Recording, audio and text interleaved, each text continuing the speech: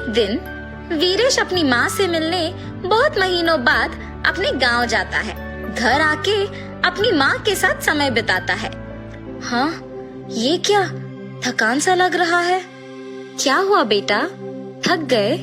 जाओ जाके थोड़ी देर आराम करो। ऐसे कह के वहाँ से चली जाती है। वापस आके देखने पर वीरेश का सेहत और बिगड़ जाता है। तब उसके माथे को छूने की कोशिश करती है। जब माँ, मुझे शक हो रहा है कि ये कोरोना है, आप मुझसे दूर रहिए, मुझे छूना मत और मेरे चीजों को भी। सर्दी और खांसी है, ऐसी समय में आपको मेरे पास नहीं रहना चाहिए क्योंकि आपको भी आने का मौका है।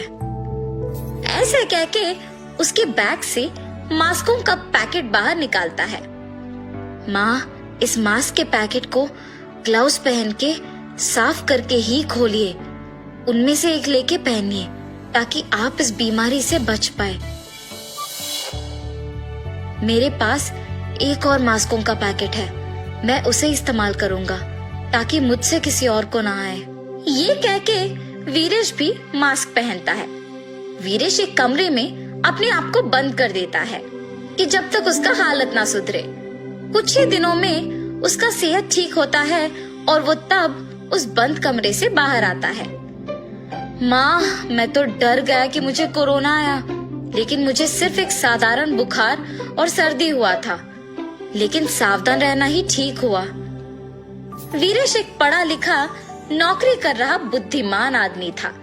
सिर्फ शक आने पर अपने आप को बंदी करके सारे नियमों का पालन करके तभी बाहर आया जब उसे यकीन हुआ है कि वो ठीक हो गया और उसे सिर्फ एक साधारण बुखार और सर्दी था। वीरेश के माँ को ये सब समझ में नहीं आया था। बेटा, क्या हुआ तुझे? मैंने सबको बोल दिया कि तुम आ रहे हो।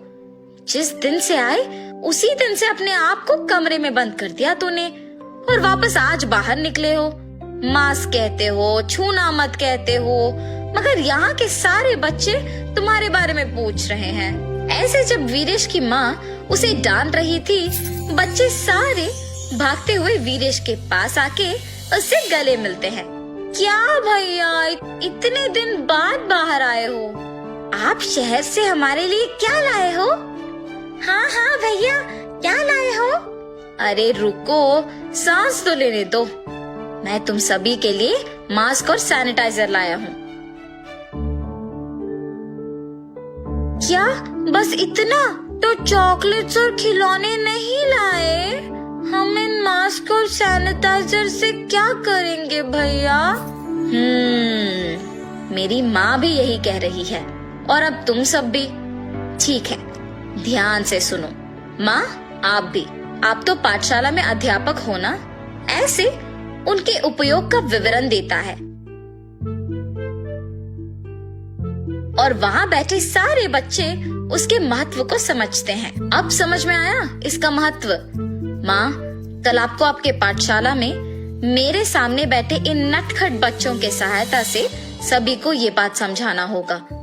मैंने सोचा कि आपको ये सब पहले से ही पता है, इसीलिए मैं आप सबके लिए मास्क और सैनिटाइजर लाया हूँ।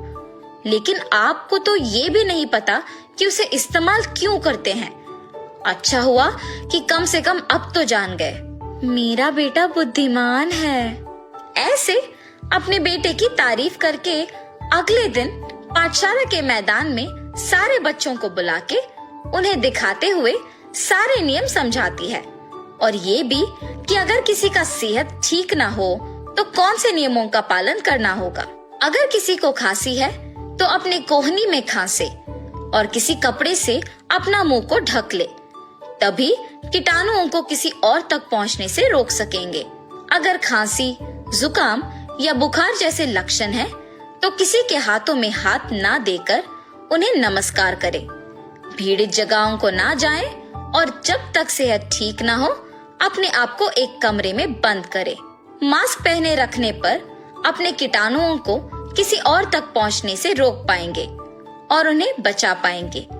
हर रोज अपने मुंह को छूना, आंखों को छूना, नाक को छूना, ये सब करना कम कर देना होगा।